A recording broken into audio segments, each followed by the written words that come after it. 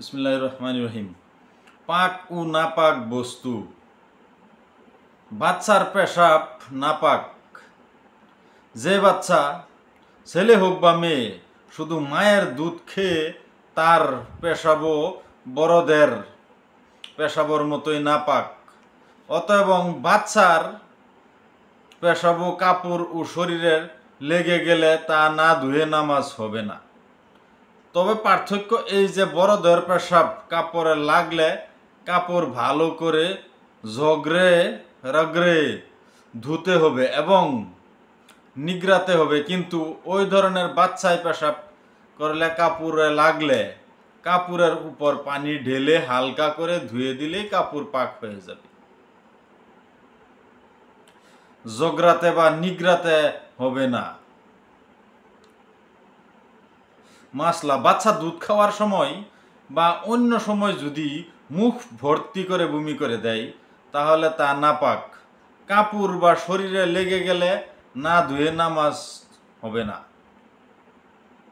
পাখি, তার মাংস খাওয়া হালাল হোক, যেমন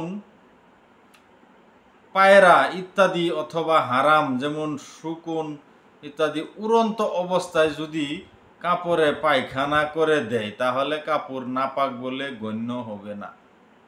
ওই কাপড়ে নামাজ চলবে।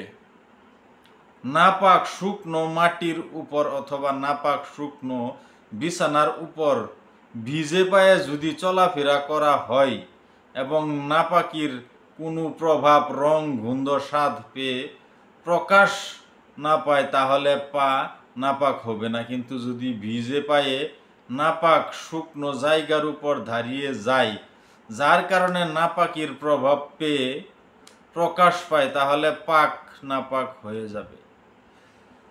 পা শুকনো ছিল কিন্তু মাটি বা বিছানা নাপাক ও ভিজে ছিল, শুকনো পা তার উপর রাখার কারণে যদি পা ভিজে যায় তাহলে পা নাপাক বলে গণ্য হবে। সুতরাং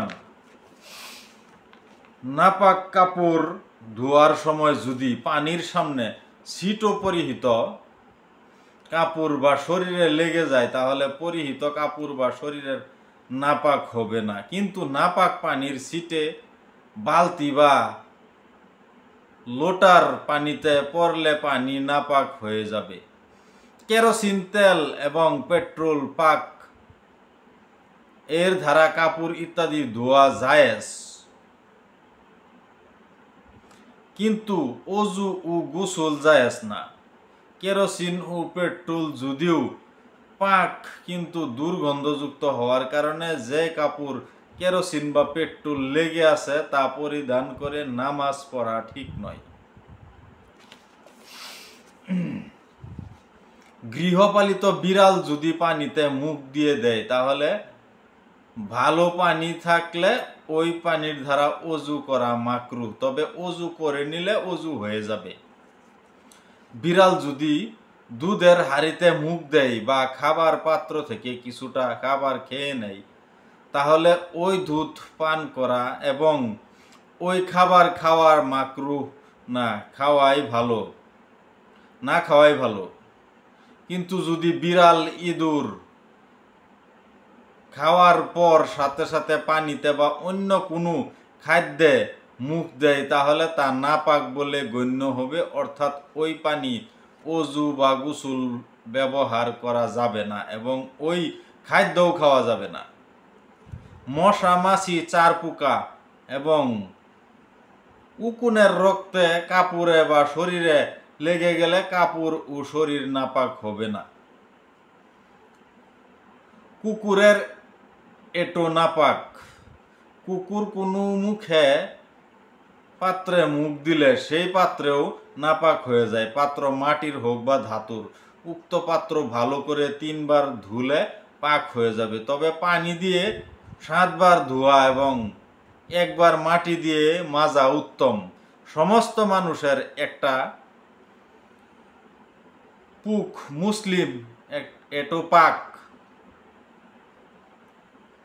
মুসলিম হোক বা অমুসলিম, পুরুষ হোক বা নারী, পবিত্র হোক বা অপবিত্র, কিন্তু যদি মুখে কোনো নাপাকি থাকে যেমন মদ, তাহলে এটা নাপাক হয়ে যাবে। নিজ স্ত্রী ও মাহরাম যাদের সাথে বিবাহ হারাম ছাড়া অন্য মহিলার এটো খাদ্য ও পানি খাওয়া পুরুষের জন্য মাকরু। ওইভাবে মহিলাদের জন্য স্বামী ও মাহরুম ছাড়া অন্য পুরুষের এটো খাদ্য ও পানি খাওয়া মাকরু। যে সমস্ত পাখির মাংস হালাল যেমন পেয়ারা, বক, চুরাই, শালিক ইত্যাদি, এদের পায়খানা পাক।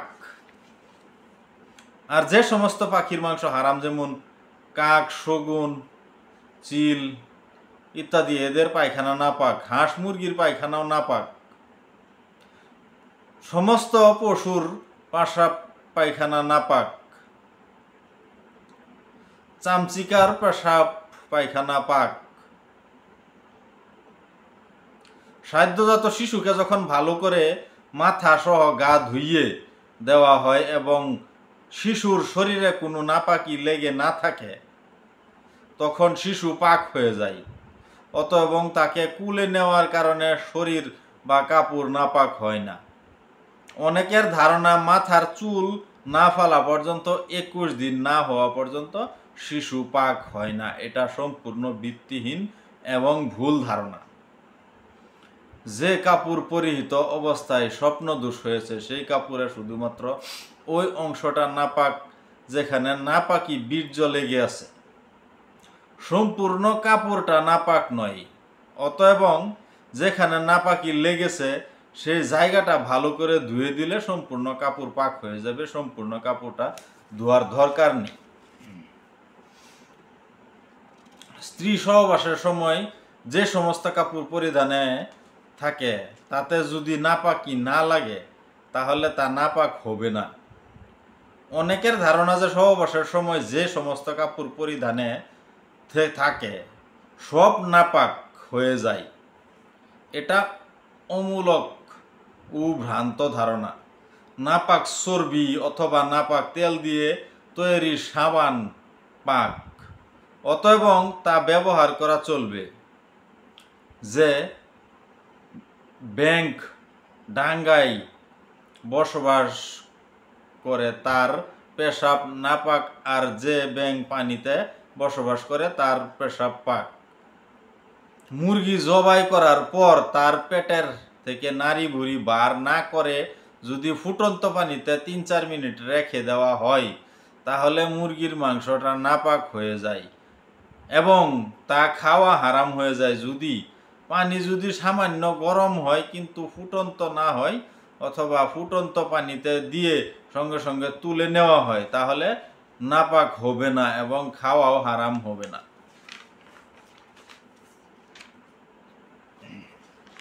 আল্লাহ আমাদেরকে সবাইকে বেশি বেশি আমল করবার জন্য তৌফিক দান করুন। আমিন।